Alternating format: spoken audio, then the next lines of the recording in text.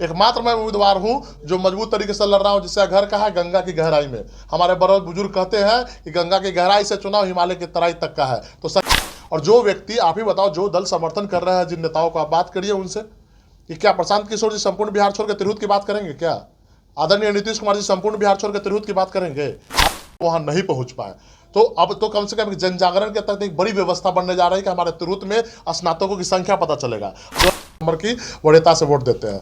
लेकिन इस चुनाव को पूरी तरीके से पंगु बना दिया गया है। इसमें इस चुनाव में तिरहुत स्नातक मतदाताओं की बात करनी है, उनके समस्याओं के लिए बात करना, उनके बेरोजगारी के लिए बात करना, कैसे उनको हम उनके लिए रोजगार का सृजन कर सके। आदरणीय तेजस्वी यादव जी संपूर्ण बिहार छोड़ कर तिरहुत की बात करेंगे, आदरणीय लालू जी संपूर्ण बिहार छोड़ कर तिरहुत की बात करेंगे। धन्यवाद, आप सब आए।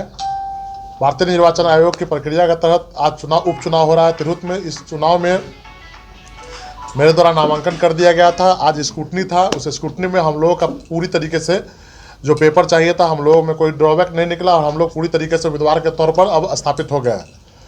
जहाँ तक भारतीय निर्वाचन आयोग के माध्यम से चुनाव की प्रक्रिया या दलगत चुनाव से ऊपर उठकर है। इसमें आप देखते हैं कि उम्मीदवार के ईमानदारी से जो प्रयास किए गए हैं, संघर्ष किए गए हैं, उनके द्वारा जो काम किए गए हैं, उनके द्वारा जो एजेंडा पेश किए गए, इसके आधार पर चुनाव होता है। उम्मीदवार के चेहरे पे वरीयता का क्रम से वोट दिया जाता है। अगर उम्मीदवार अपनी बातों को मजबूती से रख पाया तो लोग अपने हिसाब से 1 नंबर 2 नंबर की वरीयता से वोट देते हैं। लेकिन इस चुनाव को पूरी तरीके से पंगु बना दिया गया है। इसमें आप दलगत राजनीति में लोग अपने आप को अपने आकाओं के माध्यम से समर्थन लेकर चुनाव में आ जाते हैं और इस चुनाव की जो खूबसूरती है उसको खत्म कर देते हैं।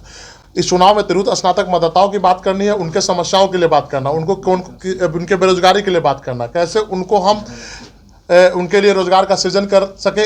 इन परंपराओं के तहत हम सदन में जाकर उनकी आवाज़ को उठाए। लेकिन हुआ क्या है कि पूरी तरह विपरीत हुआ है। दलगत राजनीति हावी होकर लोग अब सिर्फ अपनी आकाओं की बात करते हैं, दल के बड़े बड़े आकाओं की बात करते हैं, उनका गुणगान करते हैं और उनके परिक्रमा करके अपनी भलाई खोजते हैं, न कि तिरहुत स्नातक मतदाताओं का भलाई करते हैं। आप देख लीजिए, तिरहुत स्नातक क्षेत्र का चुनाव लंबे वर्षों से 50 वर्षों से हो रहा है, पर आप जिन लोगों ने चुनाव जीत कर यहाँ से गए, आज तक कुछ नहीं किया और लंबे लंबे पीरियड तक काम किया। जैसे रामकुमार बाबू जी चुनाव जीते, उन्होंने एक वर्क काम नहीं किया, अपने परिवार को कहाँ ले गए? आज देखिए 1000 करोड़ के लाइट वर्क में आ गए। आप देखिए आदरणीय देवेश चंद्र ठाकुर जी चुनाव जीत गए और 4 बार चुनाव जीते, 24 साल रहे, लेकिन उन्होंने क्या किया? अब देखिए तो अपने योजनाओं तक का सही से वितरण नहीं किया। अब देखिए एक एक प्रखंड में उनकी योजनाओं कम से कम 1.25 करोड़ की योजना होनी चाहिए, लेकिन उन्होंने नहीं किया। वो पूरी तरह तिरहुत को दुर्दशा में बदल दिए। अगर वो चाहते तो, जैसे मुख्यमंत्री के करीबी थे, वो चाहते तो बड़े पैमाने पर तिरहुत की बात कर सकते थे। जैसे एम्स, अब देखिए कि दरभंगा में एम्स खुल गया, लेकिन मुजफ्फरपुर बिहार के आज की राजधानी, औद्योगिक राजधानी के रूप में जानी जाती है। पटना के बाद अगर कोई सबसे ज़्यादा औद्योगिक जगह है वो मुजफ्फरपुर है, लेकिन एम्स खुला कहाँ? दरभंगा में। ठीक है, एम्स खुला दरभंगा में, हमको कोई दिक्कत नहीं है, लेकिन एयरपोर्ट फिर कहाँ खुला? दरभंगा में। तो तमाम तरह की जो बड़ी योजनाएं थी, जो रोजगार के सृजन की योजनाएं थी, वो कहाँ चली गई? ताकतवर लोगों के हाथ में चली गई। जैसे आदरणीय नीतीश कुमार जी सही मायनों में विकास पुरुष है संपूर्ण बिहार की। और जो व्यक्ति, आप ही बताओ, जो दल समर्थन कर रहे हैं जिन नेताओं को, आप बात करिए उनसे कि क्या प्रशांत किशोर जी संपूर्ण बिहार छोड़ कर तिरहुत की बात करेंगे? क्या आदरणीय नीतीश कुमार जी संपूर्ण बिहार छोड़ कर तिरहुत की बात करेंगे? आदरणीय तेजस्वी यादव जी संपूर्ण बिहार छोड़ कर तिरहुत की बात करेंगे? आदरणीय लालू जी संपूर्ण बिहार छोड़ कर तिरहुत की बात करेंगे? नहीं करेंगे। उनको संपूर्ण बिहार से वोट लेना है। फिर वोटर्स क्यों 1.5 लाख मतदाता क्यों वोट दे? जब हमारे क्षेत्र के बारे में बात ही नहीं कीजिएगा, हमारे रोजगार का सृजन कैसे, उस पर आप चर्चा ही नहीं कीजिएगा। तिरहुत कहीं ना कहीं मर रहा था, तिरहुत कहीं ना कहीं खो गया था। आज इस चुनाव में मेरे माध्यम से तिरहुत की इतनी चर्चा हुई है और आप लोगों ने सबसे बड़ा माध्यम है हमारे पत्रकार साथी, डिजिटल मीडिया के साथी, जो लोग नए आए हैं, युवा वर्ग, डिजिटल माध्यम से उन्होंने बेहतरीन प्रचार प्रसार किया है। उन्होंने कहा है कि वो हमारे बातों को घर घर तक पहुंचा रहे हैं, तिरहुत की चर्चा कर रहे हैं, तिरहुत केंद्र बिंदु बन रहा है। और पटना से मीडिया से लेके बिहार के तमाम मीडिया लोग आज केंद्र बिंदु तिरहुत है। नेशनल मीडिया ने भी उठाया है कि तिरहुत कौन सा जगह है और क्यों काम नहीं हुआ। तो आपके माध्यम से आप देश के चौथे स्तंभ से, आप संविधान में आपकी ताकत है। हम चाहते हैं कि आपके माध्यम से तिरहुत की चर्चा हो, जो उम्मीदवार है सब तिरहुत की चर्चा करें। तमाम आकाओं की चर्चा करने से कोई फायदा नहीं है, क्योंकि तिरहुत स्नातक मतदाता पढ़े लिखे मतदाता है, स्नातक पास है, अपने इन्वेस्टमेंट 50 लाख का इन्वेस्टमेंट किया अपने स्नातक बनने में। वो क्यों किसी को ऐसे वोट देंगे? किसी के कहने पे अपने विवेक से वोट करेंगे। दूसरी बातें हैं कि हम आपके माध्यम से कहना चाहते हैं, जो लोग तमाम तरीके के भ्रम फैलाते हैं, चर्चाएं करते हैं कि तिरहुत स्नातक मतदाता बिकते हैं। हम पहली बार चुनाव में आए हैं, हमको भी तमाम तरह के राजनीतिक मजबूत लोग, सुरमा लोग, जो बैठ कर राजनीति करना चाहते हैं, जो घरों से राजनीति करना चाहते हैं, जो संघर्ष करना नहीं चाहते हैं, जिनको अपने बच्चों को फिट करना है, हमको हम जैसे युवा पीढ़ी को फिट नहीं करना, अपने बच्चों को आगे लाना। वो लोग क्या कर रहे हैं कि धन बल का उपयोग होगा। ईमानदारी से कहते हैं कि आज तक कोई स्नातक मतदाता एक भी चवन्नी लेकर वोट नहीं किया होगा, लेकिन आपके सम्मान में आपसे वोट भी लिए, विधान पार्षद ही बने और कहते हैं धन बल का उपयोग होगा। तो कहीं ना कहीं आपके सम्मान को ठोस पहुंचा रहे हैं। तमाम तिरहुत स्नातक मतदाताओं को मार्केट में बेच रहे हैं। हम तमाम स्नातक मतदाताओं से कहना चाहते हैं कि आप इस बार अपने विवेक से वोट करें। आप अब तिरहुत को केंद्र बिंदु में रखने वाले लोगों को वोट करें। आपके लिए एक बड़ा प्लेटफॉर्म बनने जा रहा है। मेरे माध्यम से आपकी तिरहुत की बातें पूरे संपूर्ण हिंदुस्तान में गूंजेगी। अगर आप हमारे साथ खड़े रहते हैं, हमने वोटर्स को जागरूक किया है। पहले मतदाता बनते थे 90,000, आज बने हैं 1.5 लाख। पूरी तरह ओपन चुनाव हो गया। कोई ये नहीं कह सकता कि ये वर्ग चुनाव जीतेगा। तमाम तरह के लोगों को वोट देने का अधिकार मिल गया है। लोग अब आसान्वित है, चाहते हैं कि हम वोटर नहीं बने। जो छूट गए हैं वो हमसे कंप्लेन करते हैं कि आप हमको वोटर बनाने के लिए जागरूक नहीं किए। तो कहीं कहीं मुझे भी शर्मिंदगी महसूस होती है कि मेरे लोग वहाँ नहीं पहुँच पाए।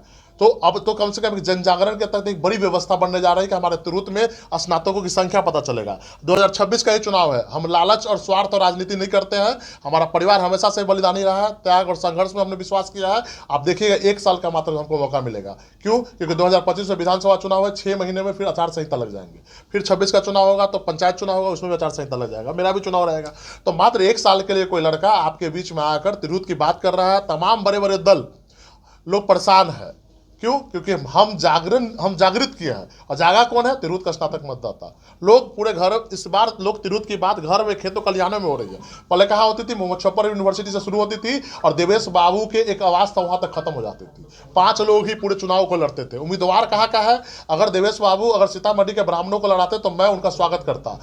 अगर वैशाली के ब्राह्मणों को लगाते तो मैं स्वागत करता। अगर वो मुजफ्फरपुर के ब्राह्मणों को लगाता तो मैं स्वागत करता। लेकिन लड़ाया कहाँ गया? क्या एयरपोर्ट बनेगा दरभंगा में, एम्स बनेगा दरभंगा में, उम्मीदवार भी आएगा दरभंगा से। नहीं चलेगा। अब युवा वर्ग है, बुजुर्ग वर्ग है, नहीं चाहते हैं। आप पता कर लीजिए, आप आम चर्चा बनी हुई है, नहीं चलेगा।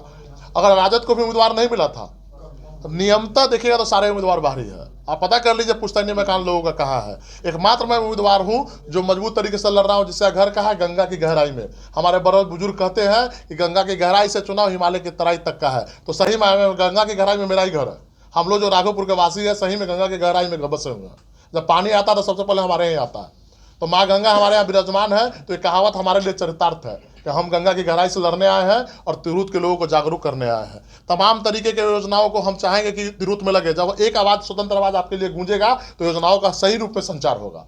जब तक अपनी योजनाओं की चर्चा जनचेतना नहीं बनाइएगा तब तक आपको कुछ नहीं मिलने वाला है। इसका मैं एक उदाहरण देता हूं। जब बिहारी फर्स्ट की यात्रा चल रही थी तो आदरणीय नेता चिराग पासवान से कहे थे कि आप जब भगवान राम का, बीजेपी ने भगवान राम के मंदिर बनाने के लिए एक आंदोलन चलाया और बीजेपी आज सरकार में है, अभी माता सीता के मंदिर बनाने के लिए आंदोलन चलाया। तो चिराग पासवान जी मन से कहते थे कि जब हमारी सरकार बनेगी, बिहारी फर्स्ट की सरकार बनेगी तो माता सीता का मंदिर, भव्य मंदिर बनेगा। लेकिन अब बिहारी फर्स्ट दम तोड़ दिया है। लेकिन एक फायदा हुआ, उससे जनचेतना जागी। आज भारतीय जनता पार्टी की सरकार केंद्र में है। उन्होंने सीतामढ़ी में कॉरिडोर बनाने का वादा किया है और शायद उसका फंड भी सृजन हुआ है। तो आप बताइए, अगर हम जनचेतना बनाएंगे तुरंत में तमाम योजनाओं के लिए तो हमेशा सरकारें काम करेगी। लेकिन हमारे जो प्रतिनिधि जनचेतना के माध्यम से भी जागरूक नहीं करते हैं, वो परिक्रमा करते हैं। हम तमाम आपके माध्यम से तमाम दलों के कार्यकर्ताओं से अपील करते हैं कि आप भी दलगत राजनीति से ऊपर उठकर इस बार तिरहुत की बात के लिए मेरे साथ आए, तिरहुत के विकास के लिए काम करें। क्योंकि 1 साल का मौका है, 1 साल में पता चल जाएगा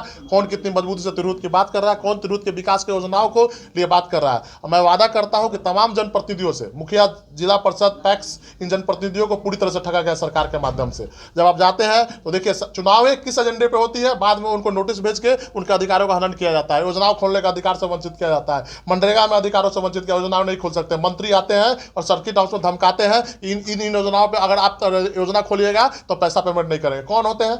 मनरेगा की योजना भारत सरकार पैसा देती है, 80,000 करोड़ भारत सरकार दी है मनरेगा में, और बिहार सरकार चाहती है मनरेगा योजना घर घर में जाए। तो कहीं ना कहीं जनप्रतिनिधियों के साथ पूरी तरह से खिलवाड़ किया जाता है। जनप्रतिनिधि किसी एजेंडा पे वोट मांगते हैं, सरकार कोई एजेंडा बना देती है। पिछले बार हमारे, जब हम देखें वार्ड सदस्य के लिए बात कर रहे हैं, पिछले बार वार्ड सदस्यों को अधिकार दिया गया था योजनाओं खोलने का और योजनाओं चलाने का। 5 साल के अंदर उनके अधिकारों को छीन लिया गया। जब 1.25 लाख लोगों से आपने, 1.25 लाख वार्ड सदस्य, 1.25 लाख वोट लोगों से आपने योजनाओं खोलने का अधिकार देकर उनसे फिर अधिकार छीन लिया तो 1.25 लाख लोग बेरोजगार हो गए। पैक्स देख लिया, पैक्स को पूरी तरह से बिहार में पंगु बना दिया गया है। डेली पैक्स के अध्यक्षों पर FIR किया जाता है। कोई योजना उनके हाथ में नहीं। अगर कोई भी व्यक्ति बिहार से बाहर जाता है तो 20,000 की नौकरी करता है। पैक्स अध्यक्ष ऐसी स्थिति में है कि डीलर चला कर उनके घर का जीवन यापन नहीं चल पा रहा है। तो स्थिति यही बना दी गई है।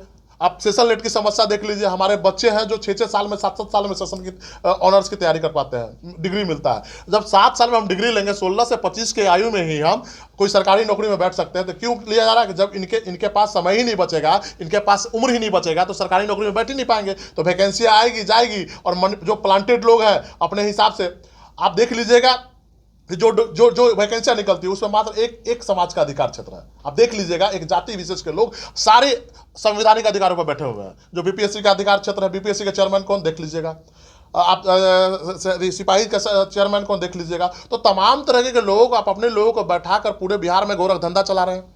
इसका जवाब कौन देगा? सरकार में मात्र 4 लोग सरकार चला रहे हैं। मुख्यमंत्री जी सही मायनों में स्वास्थ्य रूप से सही नहीं है। हम सब उनके स्वास्थ्य की कामना करते हैं। बिहार के विकास पुरुष हैं, थे और रहेंगे। उनको भारत रत्न भी मिलना चाहिए, लेकिन क्यों? इन्होंने नालंदा और राजगीर में बेहतरीन काम किया। इसके